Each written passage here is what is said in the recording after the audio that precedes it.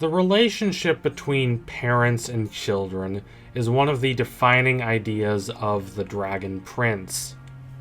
Rayla feels a desperate need to redeem herself, not necessarily because of anything she did, but rather because she believes her parents were traitors who betrayed the dragon Avazandum.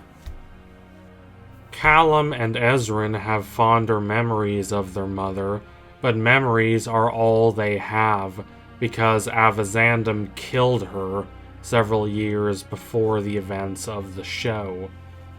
When this happened, her husband, King Harrow, was so grief-stricken he could see no solution other than to take revenge, killing Avazandum, leading to open war between elves and humans. This resumption of conflicts between elves and humans, basically turning a Cold War hot, causes the death of King Harrow, Ezrin's father and Callum's stepfather. The two brothers must hold on to their memories of their parents as they travel through a world they do not understand. It's a world that's rapidly deteriorating. They long to bring peace to it, but its complexities prove to be more than they anticipated. And that is to say nothing of the relationship Soren and Claudia have with their father, Viren. We don't know why their mother left, but it probably had something to do with Viren's proclivity for engaging in amoral activities in order to promote causes that he believed just. Whatever happened, she's out of the picture, and the kids are left to deal with Viren by themselves. And Viren cares about them only as they can help him achieve his ends.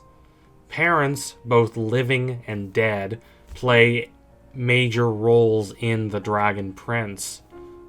Even when they are not present, their influence is felt. They impact how other characters think about themselves and the world around them. And no ghost makes their presence more known than the ghost of Callum's biological father. Callum does not really talk about his biological father, and it is reasonable to assume that Callum did not know him particularly well. We don't know much about him either, but there must be something interesting about him, something worthwhile. If he was a complete fool, I doubt Sarai would have married him. She's a sheer force of personality who is not easily persuaded in any regards. But how exactly Callum's father was special, and how exactly he did win the heart of Sarai, we do not know. There is a popular fan theory that suggests he was an elf, and this is why Callum can do magic. I really did not like this idea the first time I thought about it, but I did not want to be too hasty, so I sat on it a while. I contemplated it from all sides, and as I did so, it honestly grew to annoy me even more. While I am the furthest thing from a proponent of Chosen One stories, if we are going to have a Chosen One story, I'd rather we have one where the protagonist is special because of their own abilities and their own powers and what they themselves can do, rather than because of some arcane, innate specialness that's a mystery for both the character and the audience for a large portion of the show. I don't want Callum to have magic powers because he's a half-elf. I want him to have magic powers because of his own resolve and determination.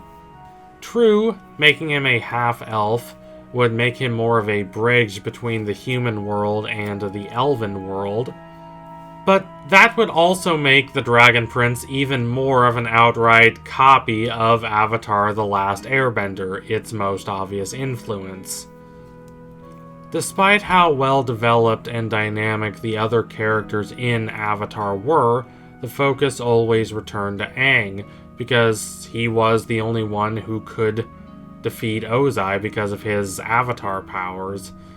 And the focus was also on him because he was a bridge between the two worlds, the human world and the spirit world. But the Dragon Prince is not only focused on Callum, it focuses as much on the characters around Callum. This must have made sense for Aaron Ahas, co-creator of the Dragon Prince and the driving force behind Zuko's character arc. He didn't only look at this show and see in Callum a nervous teenager out of sync with his surroundings. He also saw another nervous, isolated, out-of-place teenager, that being Rayla. The Dragon Prince does not focus on Callum or Rayla as much as it focuses on the relationship between the two characters. That's where the strength of these characters comes from. And, accordingly, that's where the strength of the show comes from. Making Callum innately special would change that. It would unbalance the relationship between him and Rayla, and in a way it would hierarchicalize that relationship. They would not be on even footing anymore. In regards to the fate of the world, and thus in regards to the narrative of the Dragon Prince, he would be more important than her. However, if we do get to see more about the relationship between Sarai and Callum's father, I hope there are parallels between that relationship and the relationship between Callum and Rayla. This is not necessarily something that needs to happen for the show to succeed artistically, but it is something I would really appreciate. I've thought for a while about why I would appreciate that, and I've eventually come to the conclusion that it would bolster the connection between Callum and his mother Sarai. He didn't get to spend nearly as much time with her as he would have liked, losing her right before he entered into the maelstroms of adolescence. We hardly ever get to see them interact. It would do Callum a lot of good to know that there are similarities between how he and his mother react to those they care about romantically. It would create a sort of link between her and him through his bond with Rayla, even though she, Sarai, is gone. I do wonder if the show is ever going to reveal the identity of Callum's father. I wonder what the show is going to have to say about him. What I do not want is for the show to reveal his name, his face, and a couple basic facts about him, then just move on as though nothing happened. I want the reveal to have an impact on Callum as well as on the audience. It should have some bearing on his relationships with others or the choices he is going to make going forward. What's critical here is storytelling efficiency. The show should not do something because it sounds cool in theory. It should do something because that thing matters. So we have to ask ourselves what Callum knows about his biological father. When did he die? It must have been pretty soon after Callum's birth, considering that the gap in ages between Callum and Ezrin is not that large. Did Callum have much of a relationship with him? If he didn't, Callum would be learning about him, just as we are learning about him, which would be exhilarating. Callum learning about his biological father should change his perception of the world around him. If Callum had spent the series yearning, wishing he could find his biological father, then it would be haunting, though artistically effective, if his father turned out to be a nobody. However, that is not the case. Callum has never given any real indication of wanting to know about his biological father. Thus, the only way that reveal could be impactful is if it influences Callum in some significant way. Maybe he had a dark side that no one knew about, not even Sarai, and Callum worries that the same temptations that befell his biological father will befall him. Or maybe, more likely, Callum's father sacrificed himself for the greater good in circumstances very similar to the circumstances Callum now faces. Thus, Callum is left with a difficult choice. What would be right? To sacrifice himself and leave behind all the people he loves, especially Rayla and Ezran? Or would it be right to turn against his father's example? It would be a fascinating dynamic for the show to analyze.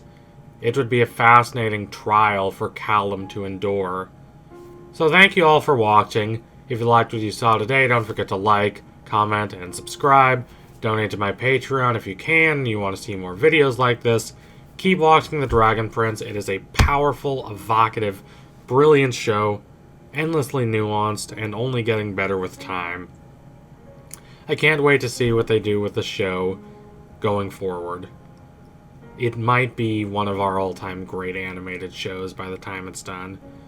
So tune in soon. I'll try to have another video ready before too long. Thank you all again. Adios, comrades.